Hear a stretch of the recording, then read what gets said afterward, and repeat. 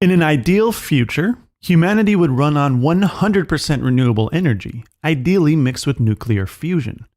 In the present, our primary means of producing energy has indelibly altered and continues to negatively affect the biosphere.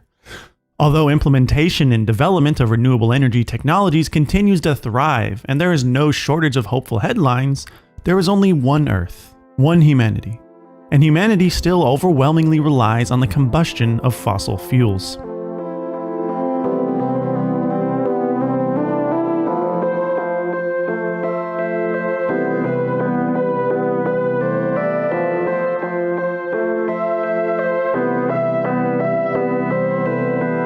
Human prosperity and comfort is intimately connected with the production of energy.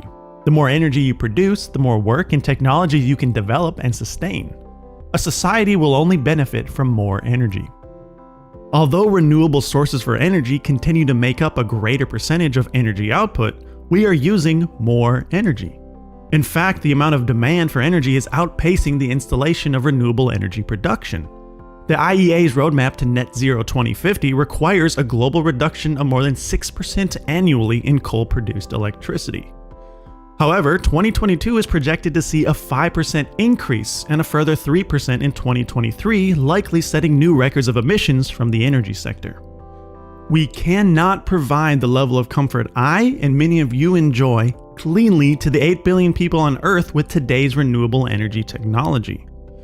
Every person deserves a comfortable, sustainable life, and there's no reason developing nations should be scorned for reaping the benefits of fossil fuel combustion as many developed nations did in the past and present. A better alternative is to present a cleaner, scalable substitute.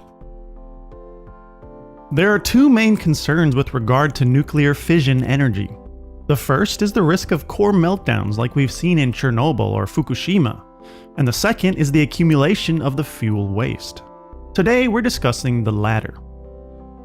Before we get too wrapped up in quantum chemistry, we should understand the quantity and context of current nuclear waste. According to the International Atomic Energy Agency, at the end of 2016, roughly 29,000 cubic meters of spent nuclear fuel exists. This is what is classified as high-level waste and is the stuff that can be harmful for tens of thousands of years. The vast majority of waste is low and intermediate level waste and is very abundant. Keep in mind, I don't know the density for this waste, so these volumes are not proportional in terms of mass. It's certainly a significant amount, but only the high-level waste will persist for significant periods of time. Low-level waste comprises just 1% the radioactivity, yet 90% of the mass, and while not immediately lethal, it will be completely safe within a decade. Therefore, let's focus on the spent nuclear fuel. The US produces roughly 2,000 metric tons of fuel waste each year. That produced 804 terawatt hours of electricity in 2019. This volume represents just the spent fuel and doesn't account for the amount of material that will be needed to encapsulate and shield it from the surroundings. We'll increase the volume 150% to account for this. Comparatively, it would require 328 million metric tons of coal to produce the same amount of energy. Historically, all of this coal would be combusted into the atmosphere. But nowadays, power plants use carbon capture technology. The state-of-the-art methods are said to capture between 80 or 90% of the carbon released.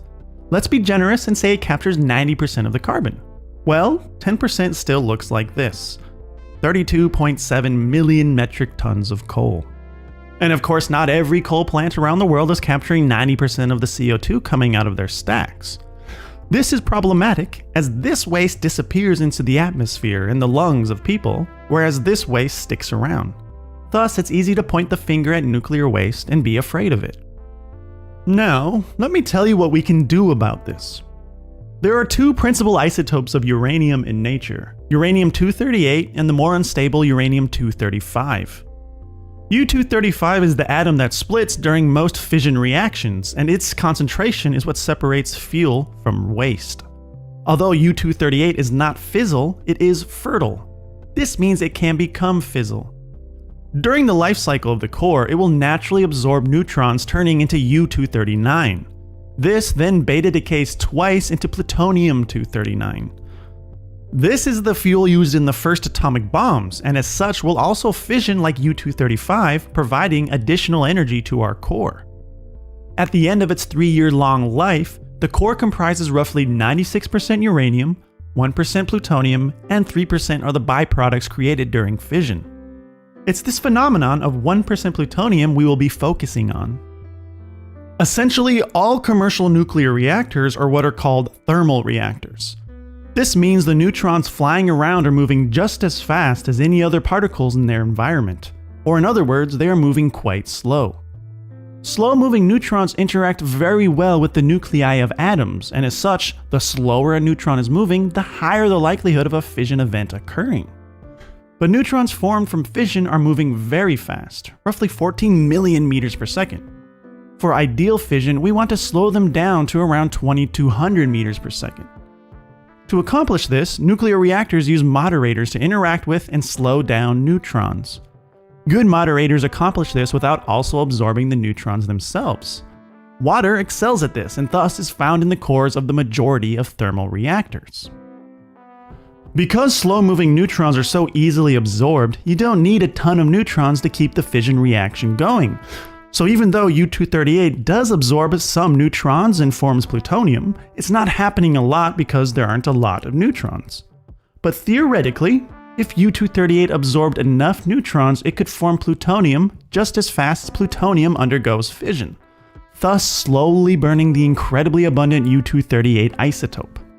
Well, this is not just theoretical, but a practical phenomenon.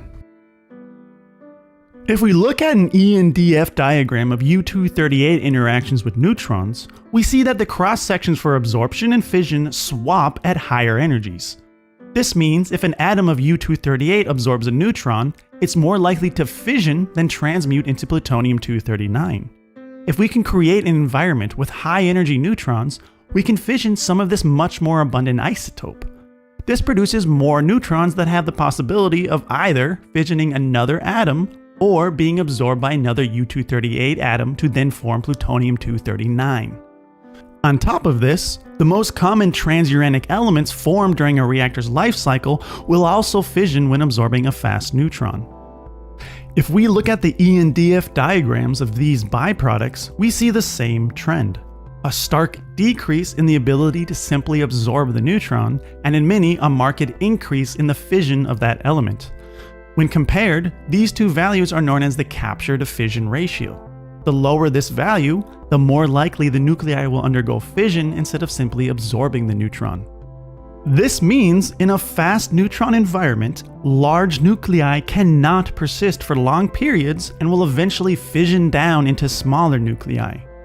This is of great importance because it is these large nuclei left over in nuclear waste that make it dangerous for tens of thousands of years, particularly the plutonium. That's not to negate the danger of the leftover elements. The strontium and cesium isotopes produced are extremely radioactive with half-lives of only about 30 years. But the difference between this 30-year half-life and plutonium-239's 24,000-year half-life is about 24,000 years.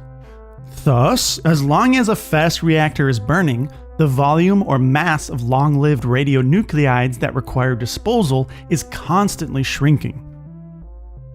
Despite its efficiency, eventually a fast reactor core will burn through fuel until it's no longer hot enough. At this point, something different happens. Instead of taking our waste away to bury, we reprocess it. This means we separate the plutonium, uranium, and byproducts into individual components. The byproducts are actual waste and will be buried for a couple hundred years, but the uranium and plutonium can be mixed back into a brand new core. This reprocessing can also be done with nuclear waste to form even more fuel. Remember that 1% plutonium formed in our thermal reactors?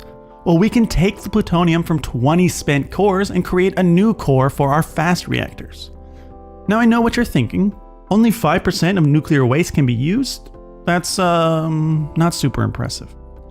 Well, in fast neutron environments, it's hard for U-238 to not absorb neutrons faster than plutonium-239 fissions. As a result, plutonium-239 builds up inside the core. Eventually, we have too much plutonium and we need to take it out to reduce the concentration. We can then combine that with this excess U-238 and voila, we have another core that can be used in a fast reactor. This process then repeats over and over and over and over, and it's easy to see how lucrative of a source of power this can be. Reprocessing could produce more fuel for thermal reactors in what is called MOX fuel. But MOX fuel has an increased concentration of plutonium-239. Since we're using thermal neutrons, plutonium-239 has no problem simply absorbing the neutron without fission every now and then. This causes a buildup of the transuranic elements mentioned earlier, which themselves can also absorb neutrons. When the core reaches the end of its life, the leftover fuel waste is even more environmentally dangerous than before due to this increased abundance of large radionuclides. With fast reactors, as long as you have a sustained reaction going, the only large radionuclide you will need to dispose of will be those left over in the core at the end of the reactor's life. So why isn't this happening? Well, the biggest reason seems to be the core's production of plutonium. Scientifically, it seems like a gold mine, but not everyone is pure of heart. U-235 is difficult to separate from U-238 without adequate facilities and components. Thus, plutonium is much more attractive for rogue nuclear entities. One simply needs to steal a few kilograms over time without detection to construct an explosive device, even less for a radiological weapon. Thus, there's justified apprehension to creating multiple facilities around the world with abundant plutonium. The other principal reason is economics. The number of industrial-scaled fast reactors produced throughout history can be counted on fingers. So the procedure for reliably and efficiently constructing one hasn't been established. Costs for these plants often balloon beyond predicted, and many never finish construction. The multiple reasons and challenges behind these costs will be explored in the next video.